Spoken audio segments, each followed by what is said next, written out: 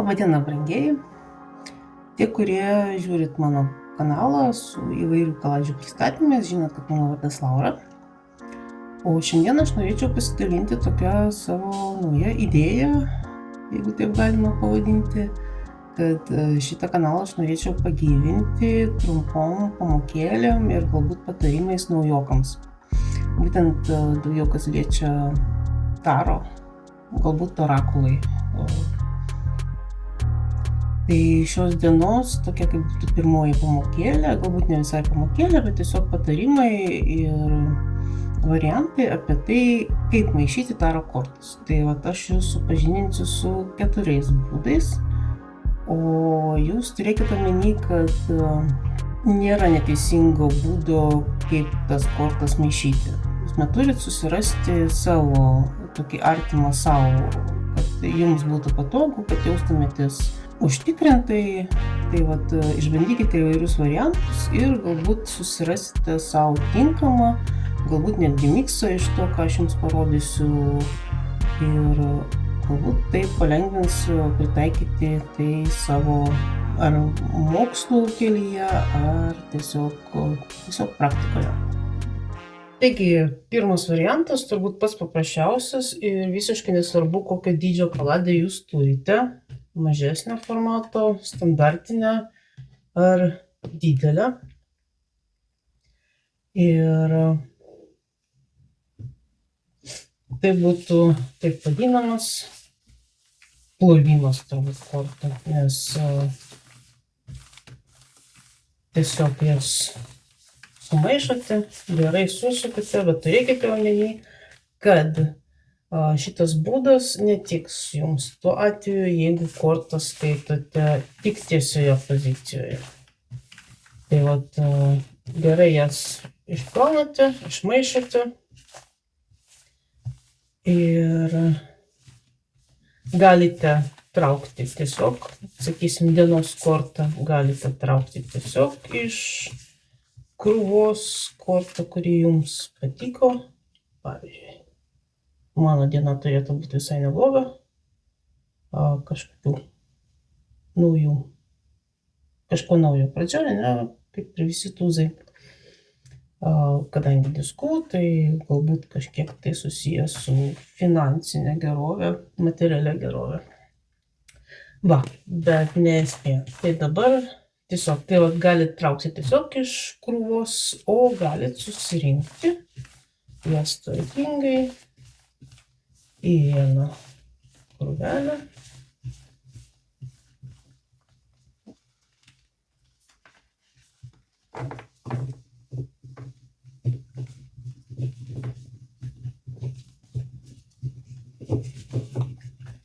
Ir tada jau išsitraukti taip, kaip jums patogu. Nuo viršaus, kažkur, kur rankos nuves, nuo apačios. Galite tiesiog nukelti ir išsitraukti iš vidaus. Tai čia jau jūsų asmeninis reikalas. Tai kaip ir sakiau, šitas toksai plovimo maišymas, tokia truputį netvarkingas maišymas, jisai tinka realiai bet kokiam formatui, bet kokio dydžio kortoms, ir tik turėkite omeny, kad jos taip bemaišant, jos apsiverčia ir tie, kas skaito tik tiesioj pozicijoje, tas variantas netiks.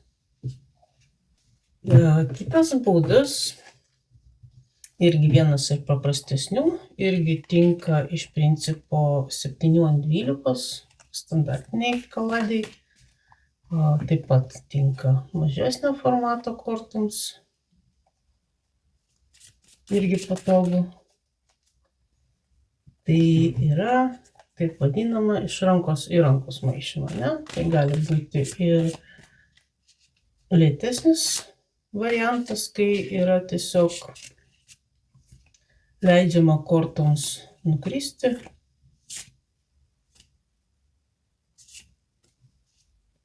Vis paimant iš galo ir tiesiog leidžiant jiems kristi, tuo pačiu galite, medituoti.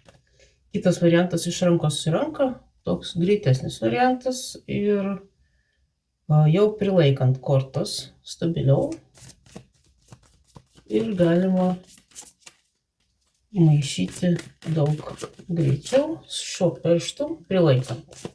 Jeigu pirmas lėtasis variantas buvo tiesiog leisti kortoms kristi,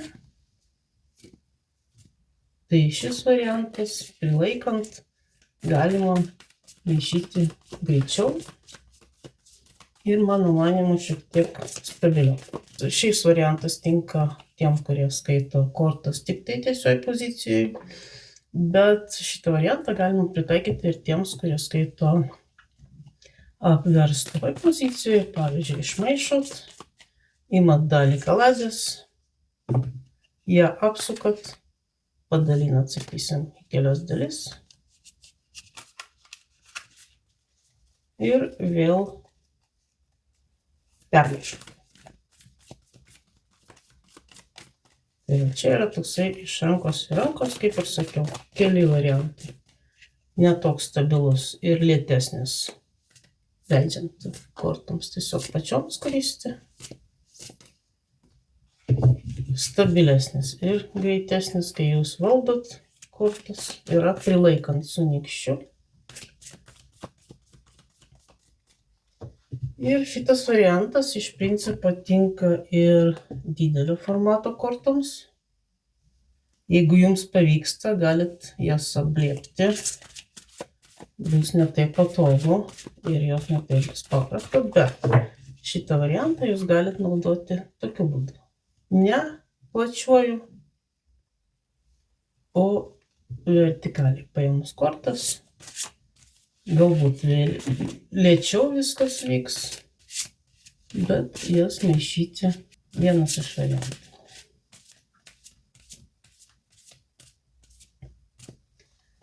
Dar vienas variantas tinkantis dideliam kortom, tai yra, kai jūs turit prieš save, imat krūvelę, krūvelę, krūvelę, krūvelę, krūvelę, krūvelę, krūvelę, sudedat. Labai geras variantas, šiaip iš principo irgi tinka viso formato, įvairaus formato, bet patogiausia turbūt būtų su dideliam kortom, kai jūs imat po truputį, dėliojat. Tuo pačiu galit bendrauti su savim, galit mąstyti apie savo klausimą, galit tuo pačiu bendrauti su klientu. Ir jau jūsų reikalas, ar paskui tas kortas dar ir nukeliat, ar duodat nukelt klientui. Tai čia būtų tokie 3 variantai. Ir 4 variantas, taip vadinamas kazino. Turbūt pats toksai profesionaliausiai atrodantis, ar ne, bet iš esmės sudėtingas, jį reikia gerai pasipraktikuoti. Ir jis vėlgi netinka tiems, kas skaito kortas tik tai tiesioj pozicijoj. Nes jūs imat kortas, kaip ir, sakysim, tiesiai ar ne, bet viena iš jų yra apverčiama. Tai automatiškai dalis jūsų kortų bus aukštyn kojom.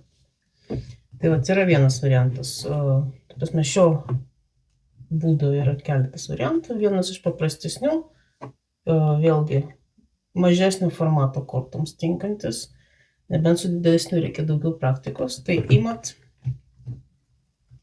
prilaikot iš visų pusių ir kampais.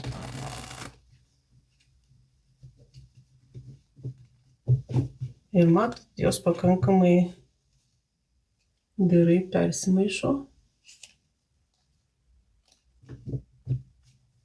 Tai tokį variantą galima padaryti keletą kartų.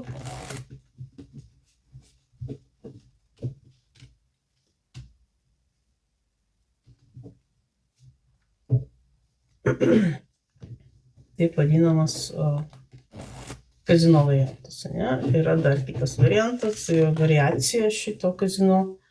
Tai yra, kai jūs imat, vėlgi išskiriat, nykščiai jau tada bus. Išskiriat, taip laikot.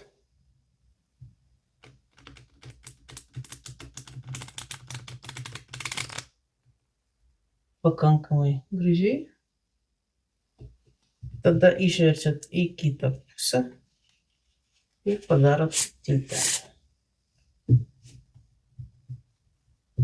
Kaip ir sakiau, su šituo reikia daugiausiai praktikos, atrodo profesionaliausiai.